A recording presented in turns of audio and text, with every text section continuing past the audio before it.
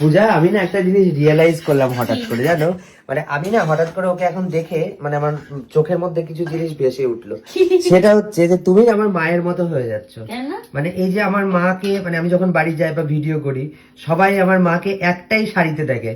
মানে অনেকে কমেন্ট করে যে তোমার মা কি একটাই শাড়ি পরে, মানে একই রকম লাগে, একই রকম লাগে। তোমাদেরকে বলি প্রথমত একটা কথা, এটা নিয়ে তোমরা অনেকেই বাজে বাজে কমেন্ট করছো যে ওর মা কেন গলায় কিছু পরে না, কানে কিছু পরে না, সবসময় আমাদের।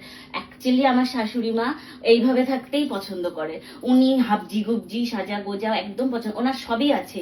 কিন্তু ওই যে বিয়ের দিন দেখবে গলায় একটা বউ হাতের দিন একটা নেকলেস পরেছিল, পরে ওনার নাকি অস্বস্তি করছে, আবার বাড়ি গিয়ে খুলে রেখে তারপর মানে বউ ভাতের ওখানে গেছে। মানে আমার মা খুব সিম্পল সিম্পল থাকতে ভালোবাসে, যাই বড় হোক। দুল পড়তে পারে না, ওই জন্যই। তা তোমাকেও আমি দেখছি, যেটা বলতে চাইছিলাম আমি, যে তোমাকেও আমি দেখছি যে সব ভিডিওতে তুমি এই শাড়িটাই পরে আছো। আরে না, আগের দিন অন্য শাড়ি পরেছিলাম। হ্যাঁ, এখন সব ছাপার শাড়িগুলোই, মানে আগের দিন যেটা পরেছিলাম ওটার পাটটা অন্যরকম, মানে এইটার সাথে যেই শাড়িটা সেইটা, ওটাও এরকম লাল কালার, এটাও লাল কালার। আরে লাল ছাপার শাড়ি পরলেই সব একই রকমই লাগে দেখতে। তাই মানে আমি রিয়েলাইজ করিনি আজকে ভিডিওগুলো টাইম লাইনে দেখতে গিয়ে। নতুন বউ একটু লাল শাড়ি তো পরতেই হয়, তোমরা বলো না, আমি এটা নোটিস করলাম কিভাবে বলো তো, আমি গ্যালারিটা চেক করছিলাম, হঠাৎ করে দেখছি পূজা সব জায়গাতে একই শাড়ি পরে আছে।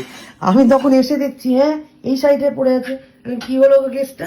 না, কিছু শাড়ি তো দেখ মানুষের মানে কত আর ইয়ে করবো, শাড়ি তো আরো আছে, সেগুলোও ভাঙতে হবে। কিন্তু মানে লাল শাড়ি তো সব, ওই জন্য কিছুটা একই রকম লাগছে। আর এটাও পরেছি, একটা শাড়ি তো একদিন পরে আর ফেলে দেবো না, ঘরে পরার শাড়ি।